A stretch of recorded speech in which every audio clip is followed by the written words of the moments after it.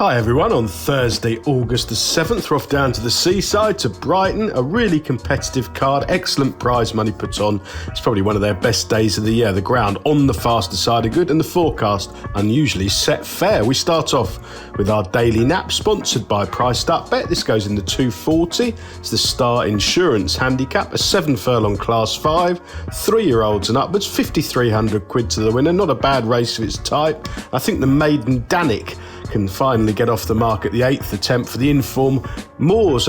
Gary and Josh, I think it's fair to say they had a very quiet June and July, but they have hit form in the last fortnight. They've had 4 winners and they are looking like they're all starting to come back. Danik is a very promising horse.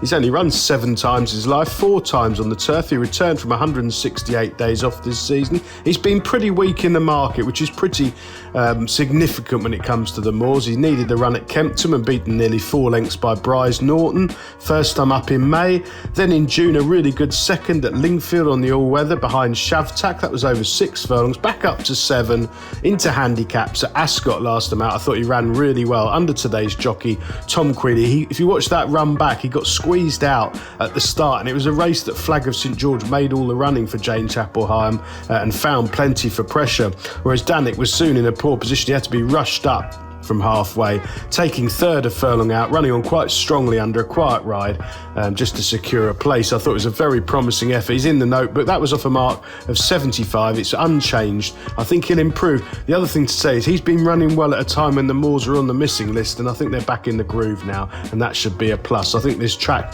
should be no bother at all. Tom Queally booked. He rides this place particularly well. Our value angle selection, sponsored by Priced Up Bet, goes in the 340.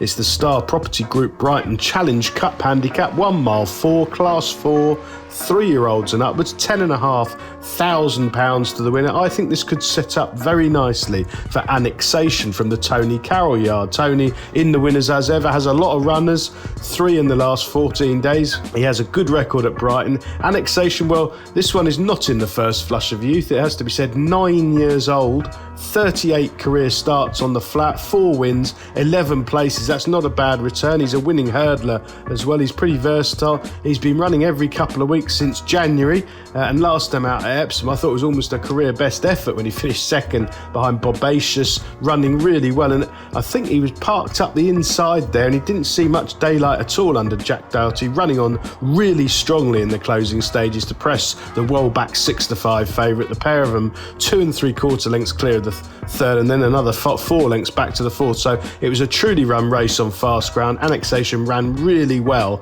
from a couple of pounds out the weights. Now this is probably a better race, and he is obviously fully exposed, and there's 1 or 2 who could easily improve from the top yards in here, but I think the key with this race is a big field for Brighton. I suspect they're going to go right gallop, and Annexation, who has run really well over this course and distance in the past from well off the pace, will be rattling home. I'm hopefully can pick them off under Jack Doughty, who's a very promising young jockey, and land the prize for Tony Carroll.